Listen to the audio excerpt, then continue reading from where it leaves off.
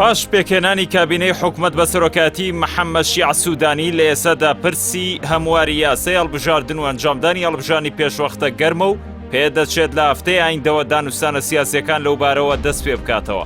پرسی هەمواری یاسای هەڵبژاردنەکان و ئەنجامدانی هەڵبژانی پێشوەختە کە پێشمەرجی پێکێنانی کابینەی حکومەتی عێراق بوون، پرسی گەرمی نێوان لایەنە سیاسیەکان و پێدەچێت هەفتەی ئایندە لایەنە سیاسیەکان قسە و باسی لەسەر دەست پێ بکەنەوە. هەمواری یاسای هەڵبژاردنەکان و ئەنجامدانی هەڵبژانی پێشوەختە گرنگترین مەلەفی کابینەکەی محەممەد شیع سوودانین کە بەشێک لە چاودێرانی سیاسی عێراق دەڵێن ئەم کابینەیە لە ژێر ئەو مەلەفانە دەرناچێت و دەرەنجام سەری لە تێکچوونی دۆخەکەەوە دەردەچێت. لە کاتێکدا کۆمیسیۆنی هەڵبژاردنەکانی عێراق ڕایگەیاندووە بۆ ئەنجامدانی هەڵبژاردنی پێشوەختە مەرجیان هەیە.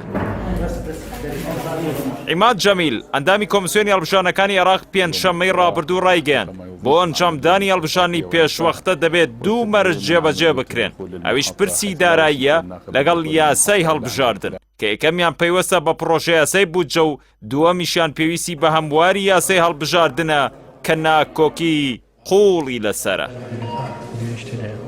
بەپێی کارنامەی حکومەتەکەی محەممەد شیع سوودانی و مەرجی لایەنە سیاسیەکانیش پێویستە تا کۆتایی مانگی کانونی دووەم هەمواری یاسای هەڵبژاردن لە پەرلەمانەوە دەنگی لەسەر بدرێت، هەرچەندە ئەوە ناکۆکی قوڵی لەسرە و هێشتا لایەنەکان لەسەر ناوەڕۆکی یاساکە ناکۆکن. بەپێی راپۆرتی ڕۆژنامەی عەرەبی جەدید لایەنە سیاسیەکانی عێراق ناکۆکیان لەسەر یاسای هەڵبژاردن هەیە، بە تایبەتی ئەو بڕگەی کە چۆنێتی بژاردننی دەنگی دەنگدەران دیاری دەکات و داواکاری جددی هەیە لە ئەلکترۆنیەوە کە ئێستا بەرکارە بکرێت بە دەستژمێری کە ڕەوتی سەدر داکۆکی لەسەر دەکات. هاوکات چۆنێتی ناونانی کۆمیسیۆنی هەڵبژاردنەکان و دیاریکردنی ئەندامەکانی یەکێکی ترە لە قوڵترین ناکۆکیەکانی نێوان لایەنە سیاسیەکان کە چوارچێوەی هەمانگیت داوا دەکات بە ڕێککەوتنی لایەنە سیاسیەکان ئەندامەکانی دابنرێن و ڕەوتی سەدریش داوا دەکات دادگا ئەندامەکانی کۆمیسیۆن دیاری بکات وەگەوەی ئێستا بوونی هەیە.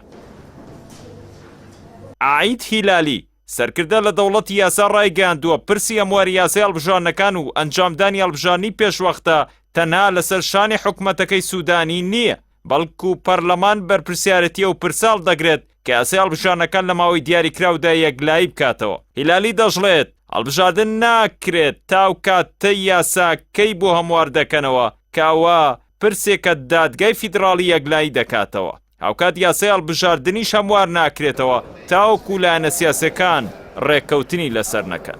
وەک لە کارنامەکەی محەممەد شیع سوودانی داهاتووە و لایەنە سیاسیەکانیش ڕێککەوتون لەسەری پێویستە لە ماوەی 3 مانگدا یاسای هەڵبژاردن یەکلایی بکرێتەوە و لە ماوەی ساڵێک تا ساڵ و نیوێکدا هەڵبژاردنی پێشوەختە ئەنجام بدرێت. دیاریش نییە لایەنە سیاسیەکان و حکومەت و پەرلەمانی عێراق دەتوانن ئەو پرسانە تێپەڕێنن یان دۆخی عێراق دووبارە بەرەو ئاڵۆزی دەڕوات.